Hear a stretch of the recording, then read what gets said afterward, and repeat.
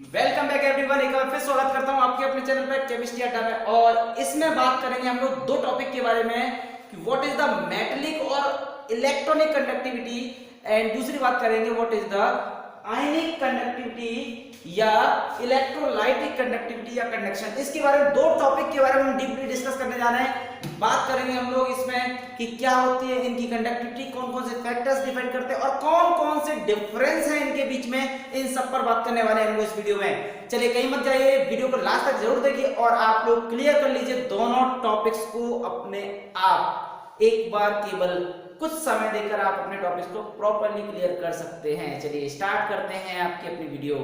तो सबसे पहले बात करते हैं हम लोग इलेक्ट्रॉनिक कंडक्टेंस। ये वर्ड जो लिखा हुआ है that is the electronic conductance क्या होता है, इसके बारे में हमें सीख लेना चाहिए कि what is the electronic conductance. तो इलेक्ट्रॉनिक बोलते हैं या मेटलिक बोलते हैं। एक्चुअली क्यों बोलते हैं, क्योंकि इलेक्ट्रॉन जो प्रेजेंट होते हैं वो मेटल के अंदर होते हैं। ठीक है, दोनों नाम एक ही होते हैं कि इलेक्ट्रॉनिक या मेटलिक, यानी कि the conductivity due to the flow of electrons. और इलेक्ट्रॉन्स कहां प्रेजेंट होते हैं, केबल और केबल मेटल्स के अंदर।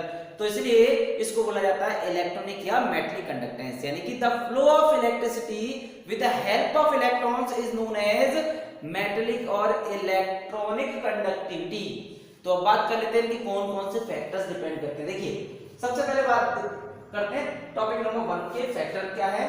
टॉपिक नंबर 1 के फैक्टर्स हैं number 1 nature and structure of the metal, कि what is the nature and structure, यानी कि जिस मेटल की आप बात कर रहे हैं उसका नेचर कैसा है, कितने इलेक्ट्रॉन्स फ्री हैं, ज्यादा इलेक्ट्रॉन्स फ्री होंगे ज्यादा कंडक्टिविटी होगी, कम होंगे तो कम कंडक्टिविटी होगी।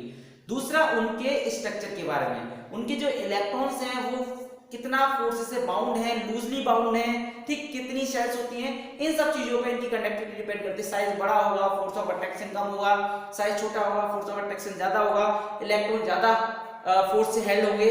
तो ये सब स्ट्रक्चर और उनके नेचर पर डिपेंड करता है। दूसरा बात करते हैं नंबर ऑफ इलेक्ट्रॉन पर एटम। किसी भी एटम में जितने ज्यादा इलेक्ट्रॉन्स पर एटम प्रेजेंट होते हैं उतना ही ज्यादा कंडक्टिविटी होगी, क्योंकि फ्री ऑफ इलेक्ट्रॉन जो होते हैं, फ्लो ऑफ इलेक्ट्रॉन जो होते हैं वही कंडक्टिविटी होती है। तो जितने ज्यादा इलेक्ट्रॉन्स होंगे उतनी ज्यादा कंडक्टिविटी होगी। और लास्ट इसका आता है टेम्परेचर। तो टेम्परेचर बढ़ाने पर या टेम्परेचर घटाने पर क्या मेटलिक या इलेक्ट्रॉनिक कंडक्टिविटी बढ़ती है, इस बारे में आप लोग जरूर समझ लीजिए कि यहाँ पर जैसे जैसे टेम्परेचर बढ़ता है वैसे वैसे मेटलिक कंडक्टिविटी या इलेक्ट्रॉनिक कंडक्टिविटी घट जाती है। तो ध्यान देना, अपने घर में यूज होने वाले जितने भी इलेक्ट्रिकल अप्लायंसेस होते हैं तो उनको अगर हम ज्यादा देर तक चलाते हैं तो वहां पे हीटिंग इफेक्ट डेवलप होता है, वो गर्म हो जाते हैं। तो ध्यान देना, गर्म होने पर उनका पावर कंजप्शन भी बढ़ जाता है क्योंकि उनकी कंडक्टिविटी कम हो जाती है। इस चीज का विशेष ध्यान रखना। अगर आप लोग घर में छोटी छोटी चीजों पे अगर ध्यान देना है, उनके कंसेप्ट को समझना है, तो छोटी छोटी बातों को समझ के आप लोग अप्लाई करेंगे तो आप लोगों को बहुत अच्छा फील होगा। चलिए बात करते हैं दूसरा कंडक्टिविटी ऑफ आयनिक सॉल्यूशन या आयनिक कंडक्टेंस की बात करते हैं। आयनिक कंडक्टिविटी की बात कर लेते हैं कि जब किसी भी सॉल्यूशन में इलेक्ट्रोलाइट को प्लेस कर दिया जाए, कि whenever electrolyte is placed in water they dissociate into the ions, वे अपने आयंस में टूट जाते हैं, कैटायंस और एनायंस। और वो कैटायंस और एनायंस मूवेबल होते हैं, उनके थ्रू कंडक्टिविटी होती है। तो conductivity occurs due to the number of ions either positive और negative ions, then such conductivity is called ionic conductivity या इलेक्ट्रोलाइटिक कंडक्टिविटी। क्योंकि इलेक्ट्रोलाइट जो होते हैं वो केमिकल सब्सटेंस होते हैं और इलेक्ट्रोलाइट जब टूटते हैं तो आपको क्या देते हैं, वो आपको देते हैं आयंस। तो इसलिए इसका नाम या तो इलेक्ट्रोलाइटिक बोलो या आयनिक कंडक्टिविटी बोलो। चलिए इसकी बात करते हैं सेकंड नंबर टॉपिक के फैक्टर की। सबसे पहले बात करते हैं nature of electrolyte. There are two types of electrolyte, one is strong electrolyte and दूसरा वीक इलेक्ट्रोलाइट। जितने ज्यादा आयंस होंगे उतनी ज्यादा कंडक्टिविटी होगी, मतलब डायरेक्टली प्रोपोर्शनल होती है नंबर ऑफ आयंस के। अब बात करते हैं नेचर में क्या जाएगा। अगर वीक इलेक्ट्रोलाइट होगा नंबर ऑफ आयंस कम होंगे, नंबर ऑफ आयंस कम होंगे तो कंडक्टिविटी कम होगी।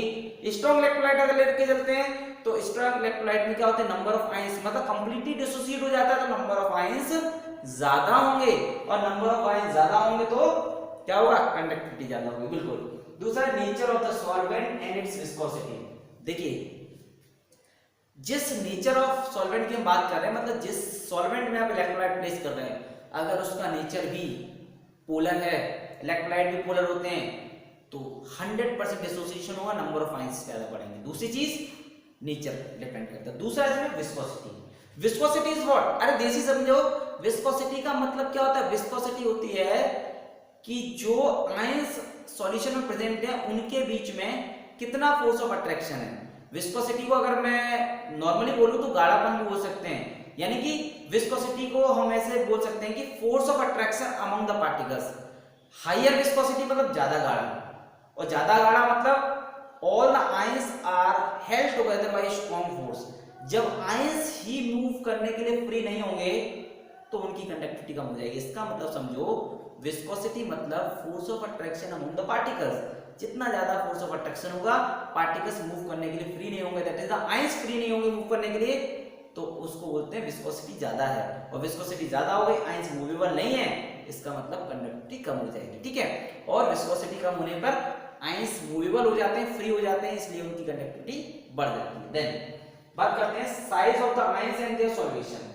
जब कोई भी इलेक्ट्रोलाइट किसी भी सॉल्वेंट में प्लेस किया जाए तो उनके साइज, आयंस का क्या साइज है, दूसरा उनका सॉल्यूशन, इन दो फैक्टर पे भी डिपेंड करता है कि कोई भी कैटायन और एनायन जो हम लेके चले उनके साइज बड़े और छोटे पर भी इनकी कंडक्टिविटी डिपेंड करती है। दूसरा कंसंट्रेशन ऑफ इलेक्ट्रोलाइट, जितना ज्यादा कंसंट्रेशन लेके चलेंगे, कम कंसंट्रेशन लेके चलेंगे तो नंबर ऑफ आयंस, एक्चुअल में एक छोटा सा फंडा ध्यान रखना कि conductivity is directly proportional to the number of ions.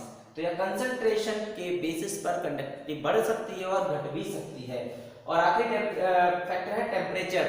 तो टेम्परेचर बढ़ाने पर आप लोगों की कंडक्टिविटी, जनरली आप लोगों की जो कंडक्टिविटी होती है वो बढ़ जाती है, क्योंकि नंबर ऑफ आयंस जो प्रेजेंट होते हैं उनको टेम्परेचर बढ़ाने पर उनकी मोबिलिटी बढ़ जाती है। चलिए, ये तो हो गए हमारी फैक्टर्स और इनकी डेफिनेशन के बारे में। अब बात कर लेते हैं डीपली इनके डिफरेंस के बेसिस पर। डिफरेंस क्या क्या है आप लोगों को दोनों फैक्टर्स और डेफिनेशन का डिफरेंस है, पूरा टॉपिक क्लियरली होने वाला है। तो मैंने बोला मेटलिक या इलेक्ट्रॉनिक कंडक्टिविटी एक ही होती है और इलेक्ट्रोलाइटिक या आयनिक कंडक्टेंस या कंडक्टिविटी एक ही बात होती है, तो ध्यान रखना, भूलना नहीं, ठीक है।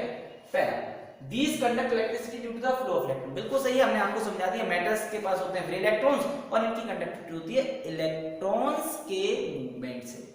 दूसरा, आयनिक या इलेक्ट्रोलाइटिक मतलब ions, these conduct electricity due to the movement of ions, then these conduct electricity and there is no chemical change। यहां पर इलेक्ट्रिसिटी कंडक्ट तो होती है लेकिन केमिकल चेंज नहीं होते, लेकिन वहां पर इलेक्ट्रिसिटी कंडक्ट होती है और साथ में केमिकल चेंज भी होते हैं, क्योंकि वो इलेक्ट्रोलाइट है, वहां केमिकल सब्सटेंस आप इस्तेमाल कर रहे हैं, वहां केमिकल चेंज होता ही होता है, इलेक्ट्रोलाइट डिकम्पोज होता है, ठीक है। Then it does not involve any transfer of matter.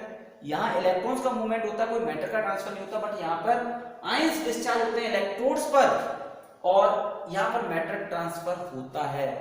इसके बारे में मैटर आयंस कहाँ डिस्चार्ज होते हैं, इस बारे में भी मैं आप लोगों को आगे और एक्सप्लेन करने वाला हूँ आगे की वीडियोस में।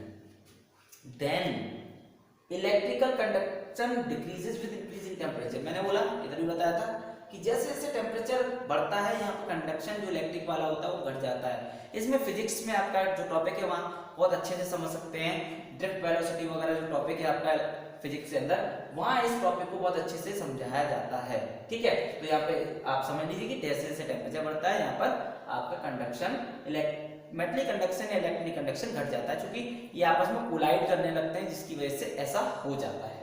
Then electrical conduction increases with increase in temperature.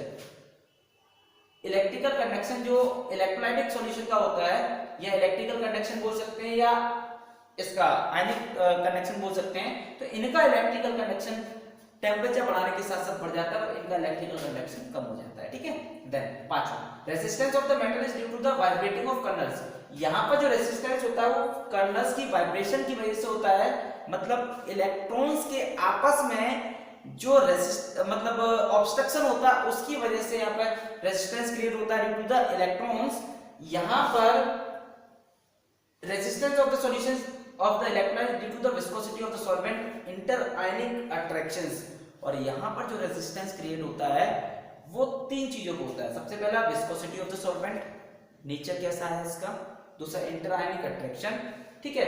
ये दो तीन चीजों पर डिपेंड करता है इधर का रेजिस्टेंस। यहाँ पे कर्नल्स पे वाइब्रेटिंग कर्नल्स जो मूवमेंट इलेक्ट्रॉन्स को होता है आपस में कोलाइड करेंगे, और कोलाइड करेंगे तो उनके बीच में जो रेजिस्टेंस क्रिएट होता है उसको बोलते हैं वाइब्रेटिंग कर्नल्स। देन आखिरी पॉइंट पे बात कर लेते हैं, metals generally have high conductance. Metals के बाद जो होता है वो जनरली हाई कंडक्टेंस होता है और conductivity of electrolytic solution is generally लो, और इनकी कंडक्टिविटी इलेक्ट्रोलाइटिक सॉल्यूशन की जो होती है वो जनरली लो होती है, क्योंकि ये मेटल्स की जो कंडक्टिविटी होती है वो डिपेंड करती है इलेक्ट्रॉन्स पर, तो इलेक्ट्रॉन्स की वजह से इनकी कंडक्टेंस काफी ज्यादा होती है। उम्मीद करता हूं आप लोगों को एक इंपॉर्टेंट टॉपिक, एक इंटरेस्टिंग टॉपिक समझ में आया होगा। अगर वीडियो आप लोगों को अच्छा लगा हो, टॉपिक समझ में आया हो, तो लाइक कर दीजिए और साथ में फ्रेंड्स के साथ शेयर कर लीजिए, और अगर अच्छा ना लगा हो तो प्लीज डिसलाइक भी कर सकते हैं आप लोग। और जो लोग चैनल पर नए जुड़ रहे हैं प्लीज वो लोग चैनल को सब्सक्राइब कर लीजिए और नोटिफिकेशन बेल को प्रेस कर लीजिए।